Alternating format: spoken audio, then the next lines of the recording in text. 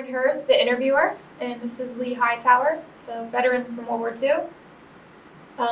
Could you tell me your birthday? December the 18th, 1925. Okay. And your current address? 605 Valley Trails Drive in Harrison, Ohio. Okay. What branch of the military did you serve? United States Navy. And what was your rank?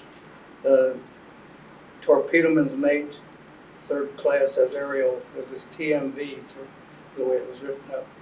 Okay. And where did you serve mostly? We were on the USS Hornet. The Great Lakes, and then Torpedo Training School. Then I was assigned to the Hornet. Okay. Were you drafted or did you enlist? No, I enlisted.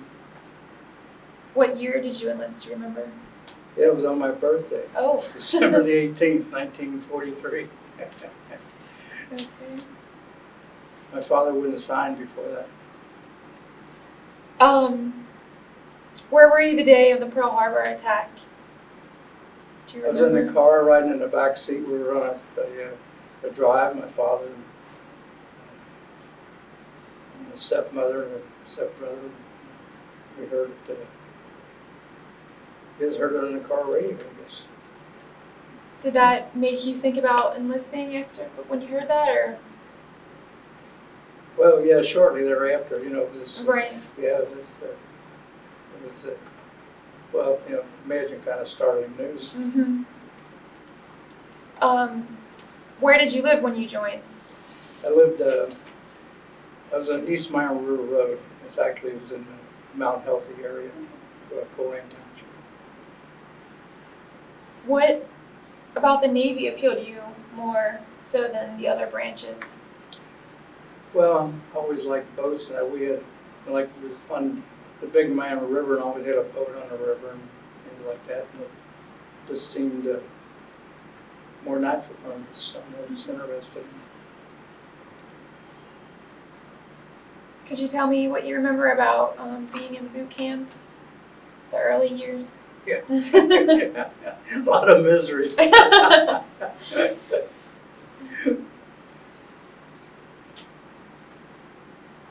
Where were you based for boot camp?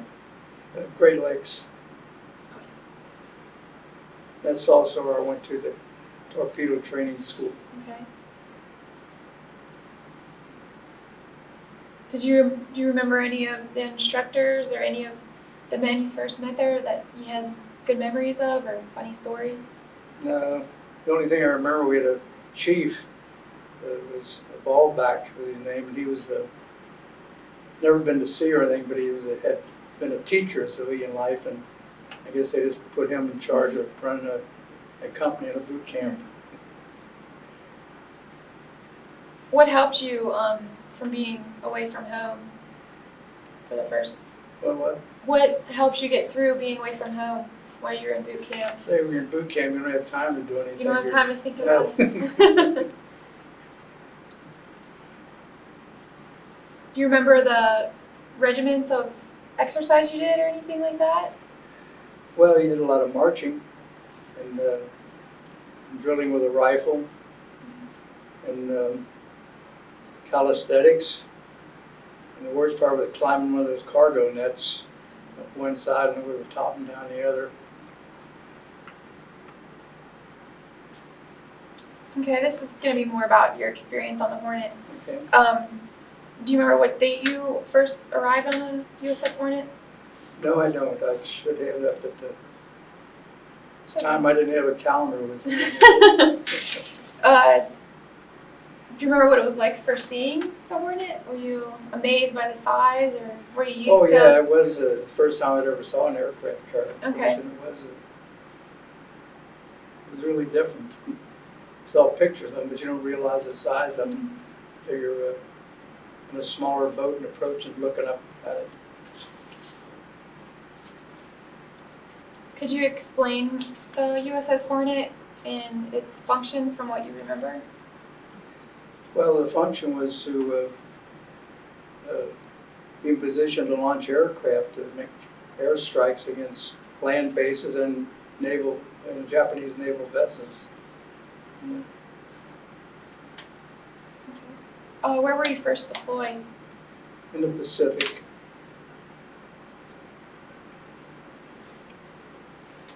I know you saw combat. We talked about it earlier. Mhm. Could you tell me about some of the combat situations that you remember clearly? Well, they kind of run together, but when you'd be topside and see them, it was usually Japanese planes coming in to attack. You see a lot of those. Can I interject something that I saw? Lee Hightower did it. There was a plane, a torpedo plane that was supposed to drop this torpedo on a Japanese ship.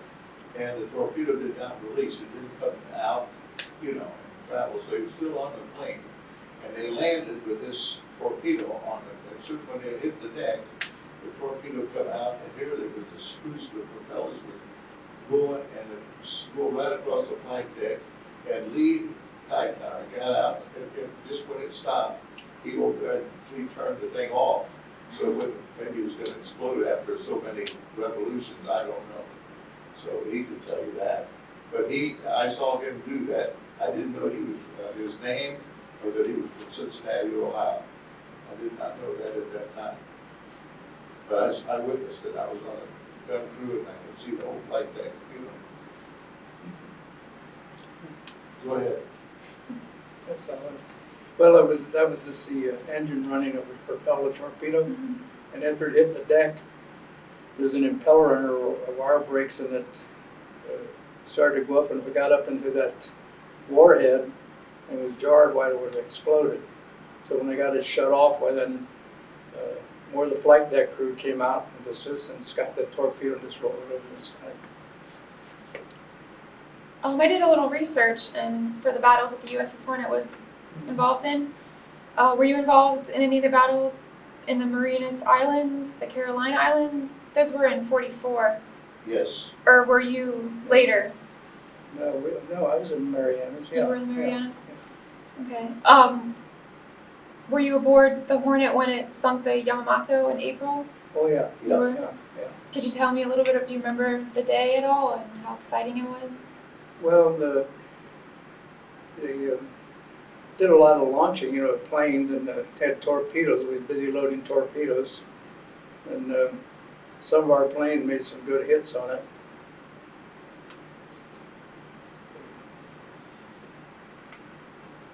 That's about the main thing I remember. And all of our torpedoes run, as they say, hot, straight, and normal.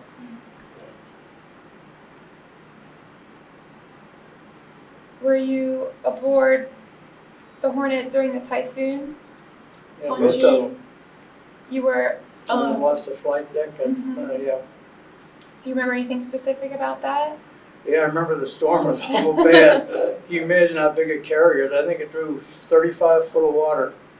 And the waves were so big that as big as that ship was, when it went down in the trough of the wave, the screws would come out of the water. That's how those waves, how vicious they were. And of course, the weight of that water coming up over the bow crushed the forward part of the flight deck in.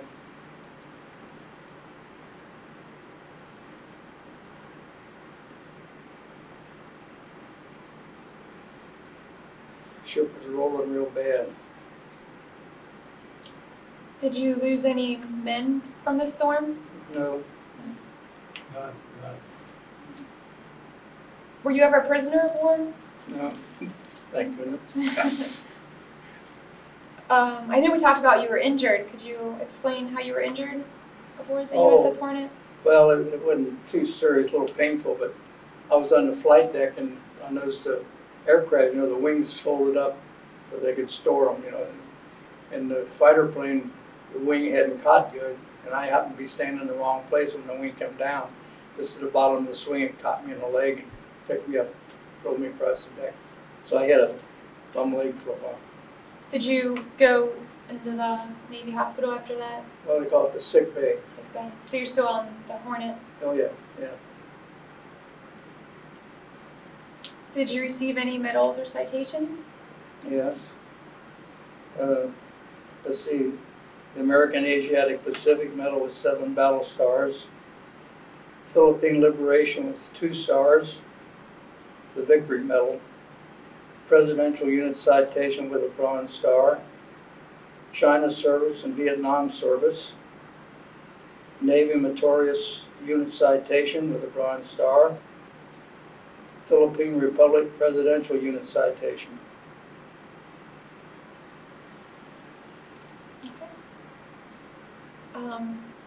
These questions are a little bit about right after the war when you got home. Well, actually about in the service still, and about your family. How did you stay in touch with your family while you were on the ship? Well, you would write letters. That was all in those days. There's no other kind of communication. Did they ship you food and things for the holidays? Were you able to get things like that from them? No. No. Anything.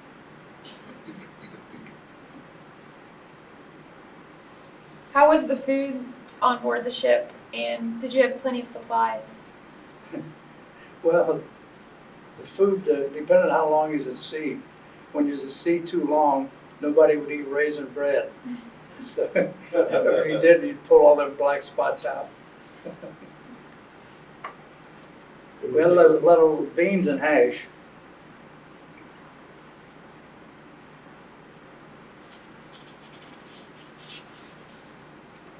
Did you do anything special for good luck before battles or anything? No, I didn't do any Just that No one superstitious?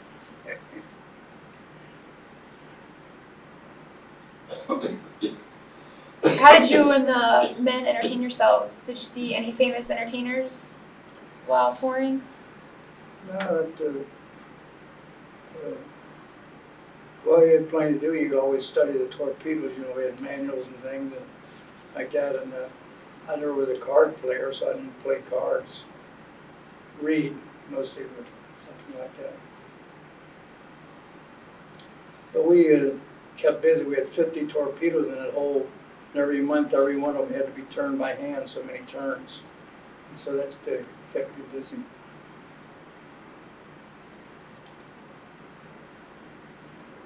Where all did you travel while you were in service?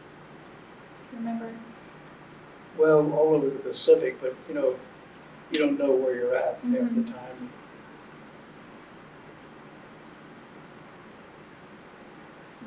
Did they give you any leave for certain days or anything? No, the only time we got any leave was when the flight deck had crushed in. We come back to the States to get that fixed and get some leave.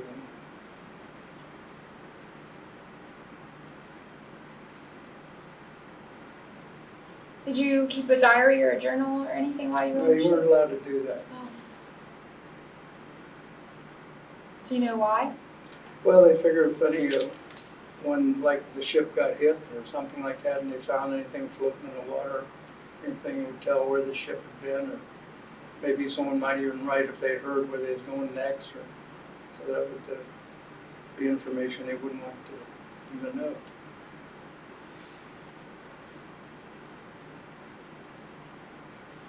Do you have any photographs besides? You can show the one, This the is newspaper print. this is the only one. Yeah, you can show that and then talk a little bit about it. That's the Hornet there, and that was a kamikaze plane coming in, and the gun crew here was bearing right on it, got most of the rounds into it and shot it down. Went across our decks in flame. Fortunately, went clear over the deck and went into the ocean on the port side of our ship.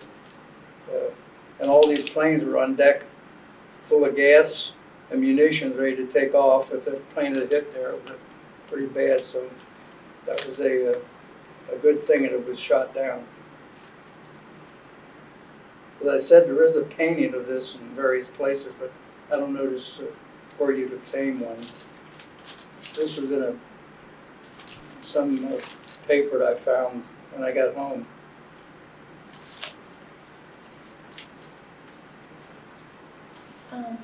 These are questions about after the service.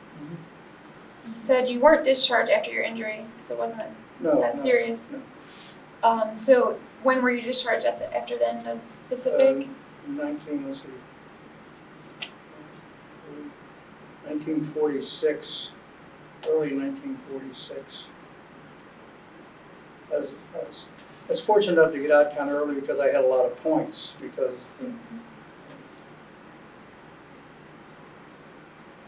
How many points was it? I don't remember now how it was scored, Mhm. depending on how long at sea and what she's into and things like that. So how long were you in the sick bay? Oh, a couple of days, Oh, so it just- wasn't anything big, just a matter of make sure nothing was broken and had to stay off of it pretty much. Did you go to school or did you work when you returned home from? Oh, when I returned, I went to work. I got a job farming on the Baltimore and Ohio Railroad. I'm probably the last few people alive to hand fire this coal locomotive on a regular railroad. What kind of homecoming did you have when you came back to Cincinnati? Was there a parade or anything for No. everybody coming back? No, No, you just came home. yeah.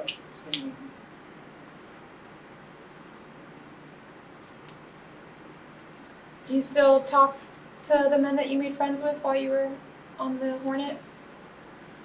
No, not really. The ones in the Torpedo gang, they were from all over. I've never saw any of those again. And then the friend who was with me, I met him, well, not too long ago, really, when we both joined this Hornet Association. And we met other men who was on the Hornet, but didn't know them at the time. That's my next question, actually. Are you a member of any veterans organizations besides? Yeah, the Veterans of Foreign Wars, the American Legion.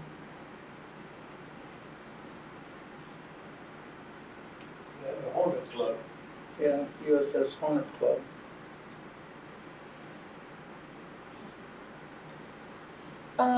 What do you usually do in these organizations? Like what kind of activities and what do you do at the meetings? Swap lies. No, not really. We read once a month and have breakfast, and we have one chap there that's sort of a historian, and he brings in something that happened the previous month and has it all typed up for us, and we keep track of everything like that. And sometimes we'll have a new member and he'll tell where he was at and what went on, or someone will have some general information to tell us about. Did you follow the life of the Hornet after you left? Yeah, right now it's in Alameda, and it's being all refitted as a tourist attraction. And I saw a picture of the torpedo room, and it looked like it was ready for sea. Yeah. So have you visited? No, I haven't. They had the meeting out there this last month, but I didn't go. At my age, I was sitting in a plane that long, and I couldn't climb around inside of that ship anymore. So I figured I'd just pass.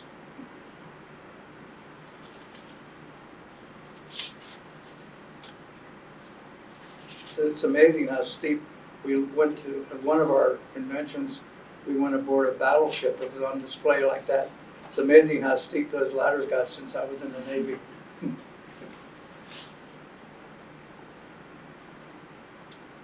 What career did you pursue after the war?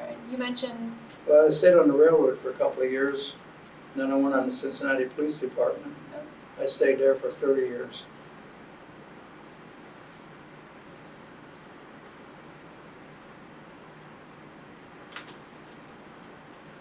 How did your military experience affect your thoughts on war or the military in general? Do you think it helped you out being a police officer also? Oh, not really. Well, you learn discipline in the Navy. I guess that helps you all through life.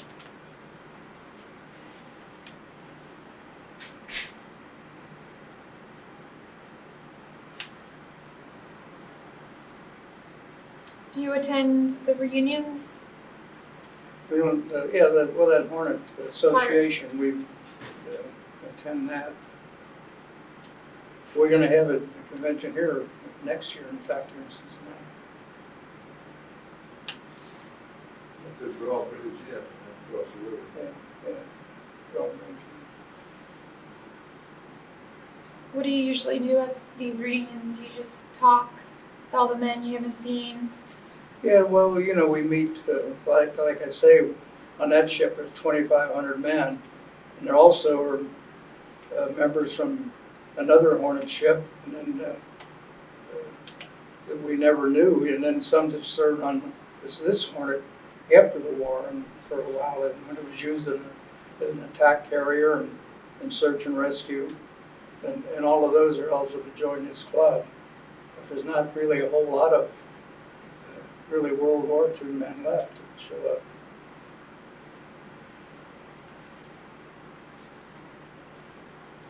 Is there anything else you would like to mention that I haven't asked or talked about? I guess, well, the one interesting thing that happened to me when I had my leg hurt, I couldn't move around much, and I was standing on the catwalk on the starboard side of the carrier up forward, and the Wichita was cruising off our port side. I must have just been in the right position in the sun and everything to see this. And two Japanese dive bombers come in, like they were going to make a run on the Wichita. And some gunner on there saw it. They fired one 5-inch shell and hit one of those planes, and it just disintegrated and left the tail just come floating down, you know, just like a leaf. And the other plane, no one saw it. It went up, come around, and come in over our ship from astern and made a bombing run on us and strafed the decks, dropped 2 bombs, and they straddled the bows. And I was standing there, like from here across this room, watching a bomb go by me. My leg was all swollen up. I couldn't move, but there's no place to go anyway. That's about the only thing that one time I really got interested.